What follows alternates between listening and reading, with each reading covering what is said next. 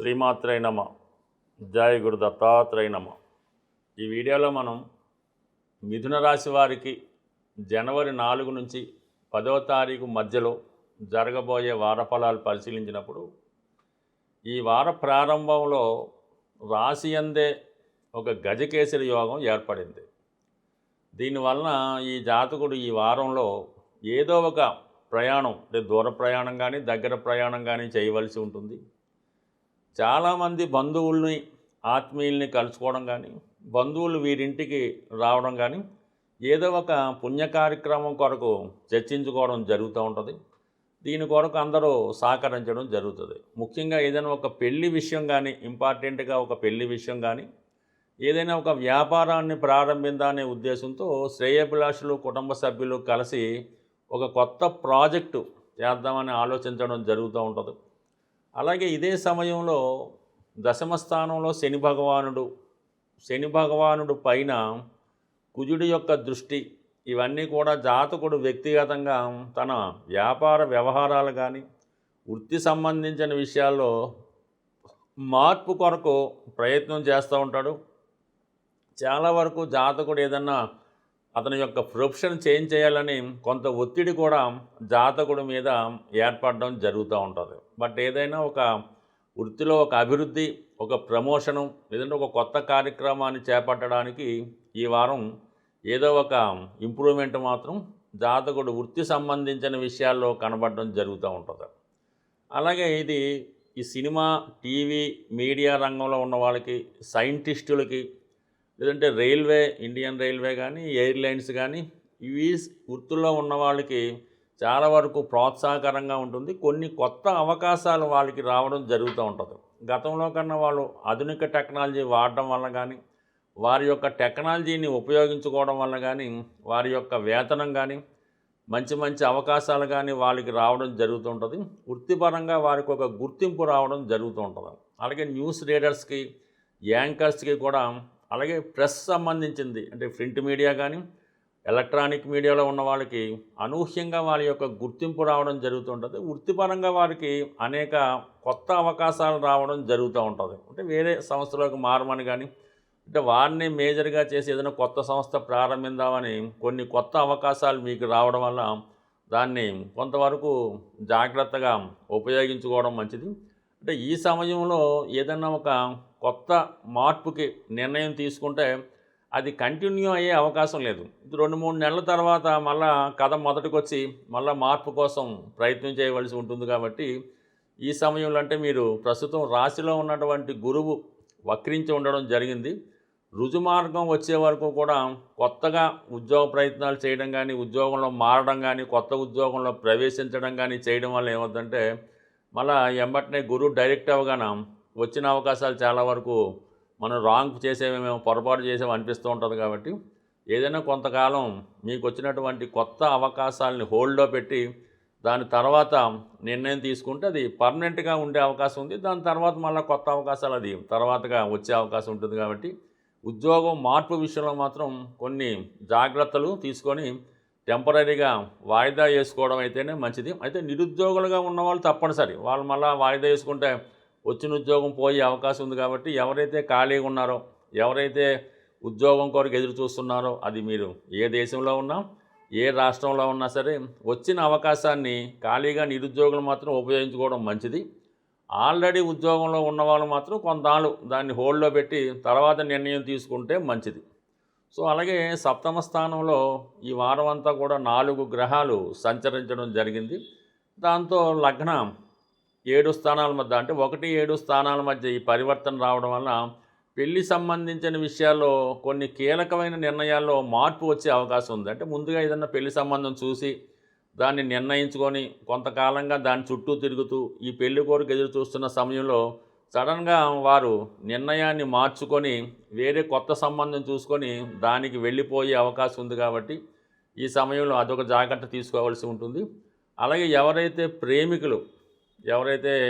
ప్రేమించుకొని ఇష్టపడి పెళ్లి కోరిక ఎదురు చూస్తున్నారో వాళ్ళు కూడా తొందరపడకూడదు. ఈ వారం ఈ విషయంలో కూడా కొన్ని మార్పులు రాబోతున్నాయి. అంటే ప్రేమించుకున్న వాళ్ళు సడన్గా వాళ్ళు మనసు మార్చుకొని యూటర్న్ తీసుకొని పెద్దవాళ్ళు కుదుర్చున్నటువంటి పెళ్లి సంబంధానికి వెళ్ళే సూచనలు ఉన్నాయి కాబట్టి ఏదైనా ఇటువంటి ప్రేమ వ్యవహారంలో ఉన్నవాళ్ళు కొంతకాలం వెయిట్ చేయడం కానీ, అంటే కొద్దిగా ఈ కాంబినేషన్ మారిపోతే మళ్ళీ అది యాసిడ్గా ఉంటుంది కాబట్టి ఏదన్నా పెళ్లి సంబంధించిన విషయాల్లో కొన్ని అనుకోని మార్పులు రావడం జరుగుతుంది. అంటే లాస్ట్ మినిట్లో పెళ్లి కొడుకో పెళ్లి కూతురో మారి కొత్త వివాహం నిర్ణయించుకోవడం జరుగుతుంది. బట్ ఏదైనా మనకి ఈ ఫిబ్రవరి 18 ఇంచుమించుగా 18 వరకు ఈ శుక్రమౌర్జం వల్ల వివాహం లాంటి ముఖ్య విషయాలు చేయరు కాబట్టి దాని తర్వాత జాగ్రత్తగా నిర్ణయం తీసుకొని ఈ రోజులోనే కన్ఫర్మేషన్గా ఏదో ఒక నిర్ణయం తీసుకోవడం మంచిది. బట్ ఏదైనా ఈ మిథున రాశి వారికి చాలా అవకాశాలు ఈ వారం రావడం జరుగుతుంది. అది పెళ్లి విషయంలో కానీ,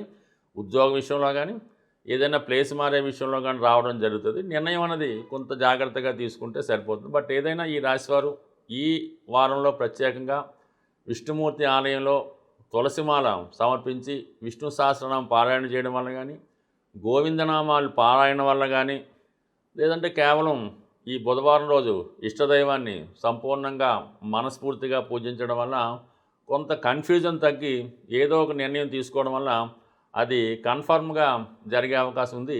అదే 2-3 నిర్ణయాలు తీసుకొని దీని మీద కాకుండా వేయడం వల్ల మొత్తం అన్నీ పోయే అవకాశం ఉంది. కాబట్టి ఖచ్చితంగా ఏదో ఒక నిర్ణయం తీసుకుంటే అది కంప్లీట్గా సక్సెస్ అయ్యే అవకాశం ఉంటుంది. జ్యోతిష శాస్త్రానికి వాస్తు శాస్త్రానికి కంప్లీట్గా ఒక అవినాభావ సంబంధం ఉంటుంది. మన దశను బట్టి, మనకి జరుగుతున్నటువంటి పీరియడ్ని బట్టే మనం నివసించే గృహం కూడా ఉండడం జరుగుతూ ఉంటుంది. అది కోయిన్సైడ్ అవుతూ ఉంటుంది. సర్వసాధారణంగా మీరు సొంత గృహం మీకు ఏదో ఊర్లోనో, వేరే స్టేట్లోనో, వేరే రాష్ట్రంలో ఉంటుంది. మీ యొక్క సొంత గృహం మీ తండ్రి గారిదో, తాతగారిదో మీకు వారసత్వంగా అందులో హక్కు ఉంది అనుకుందాం. మీరు వేరే సిటీలో, ఈవెన్ అమెరికాలో కానీ, ఆఫ్రికాలో కానీ, హైదరాబాద్లో ఎక్కడున్నా సరే మీరు ఒక ఇల్లు అద్దెకి తీసుకోవడం జరుగుతూ ఉంటుంది. కేవలం మీ సొంత గృహంలో ఎటువంటి వాస్తు దోషం ఉంటుందో అదే వాస్తు దోషంతో ఉన్న ఇల్లు మాత్రమే మీకు దొరుకుతుంది అద్దెకు ఉండడానికి. లేదు మీరు కొనుక్కోవాలన్నా కూడా అటువంటి వాస్తు దోషం ఉన్న ఇల్లే మీకు కుదరడం జరుగుతూ ఉంటుంది. ఎక్కువగా వాయువ్య దోషం ఎవరికైతే వారి గృహంలో ఉంటుందో వారు నివసిస్తున్న గృహంలో కానీ, కొంటున్న గృహంలో కానీ అదే వాస్తు దోషం అన్నది కంటిన్యూ అవ్వడం జరుగుతూ ఉంటుంది. సో ఇది ఎక్కువగా ప్రస్తుతం ఉన్నటువంటి ఈ పిల్లలకి ఈ పెళ్ళిళ్ళు, అలాగే వాళ్ళ ఉద్యోగాలు, అలాగే విదేశ ప్రయత్నాలు, విదేశంలో ఉండడం, అక్కడ ఉద్యోగం లేకపోవడం, ఇవన్నీ కూడా మీరు నివసిస్తున్నటువంటి గృహంలో ప్రధానంగా ఉన్నటువంటి నైరుతి మరియు వాయువ్య దోష ప్రభావం వల్ల సరిగ్గా మీ యొక్క అమ్మాయినో, లేదంటే మనం ఏదో అనుకుందాం, మీ ఇంట్లో ఒక ఆడపిల్ల ఉంది, బాగా చదివించారు, డిగ్రీ పూర్తయింది, ఉద్యోగం వచ్చింది, ఒక 2 సంవత్సరాలు ఉద్యోగం చేస్తుంది. మీరు ఒక పెళ్ళి ప్రయత్నం చేసి అమ్మాయిని అడుగుతారు, ఏదో చూడమంటుందో చెప్తుంది.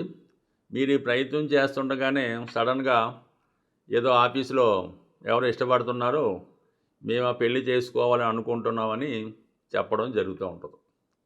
ఇది ఎటూ తేల్చుకోలేక సందిగ్ధ పరిస్థితి, మీ మాట వింటున్నట్టే ఉంటుంది, మళ్ళీ ఈ విధంగా రావడం జరుగుతూ ఉంటుంది.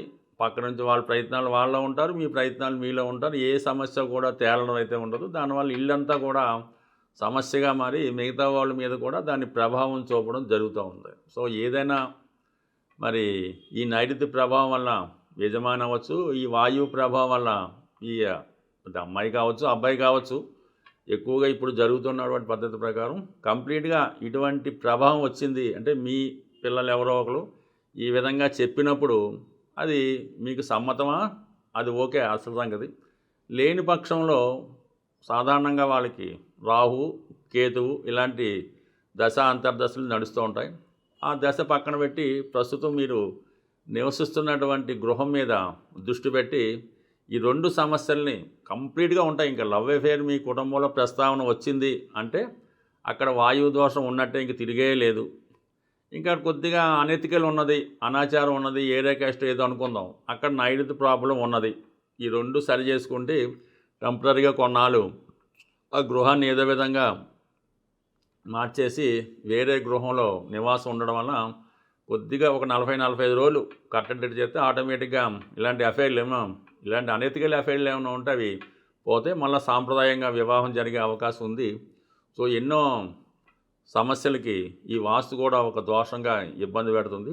ఎందుకంటే మనం ఇంట్లోనే ఆలోచిస్తాం, ఆ ఇంట్లో నిర్ణయం తీసుకుంటాం, ఆ ఇంట్లోనే అన్ని ప్రయత్నాలు చేస్తున్నాం కాబట్టి గృహం ఇంపార్టెంటు. మరొక ముఖ్య విషయం ఏంటంటే, మీ గృహంలో పనికిరాని వస్తువులు ఒక సంవత్సరం అయినా కూడా దాని ఉపయోగం మనకు ఉండదు. అది కంప్లీట్గా ఇటువంటి డ్యామేజ్లో ఉన్న వస్తువులు, ఇరిగిపోయిన వస్తువులు, పనికిరాని వస్తువులు, వాడని వస్తువులు ఇమీడియట్గా రిమూవ్ చేయడం వల్ల కూడా ఇటువంటి ప్రేమ వ్యవహారాలు, నిరుద్యోగ సమస్యల నుంచి బయటపడడం జరుగుతుంది. స్వస్తి.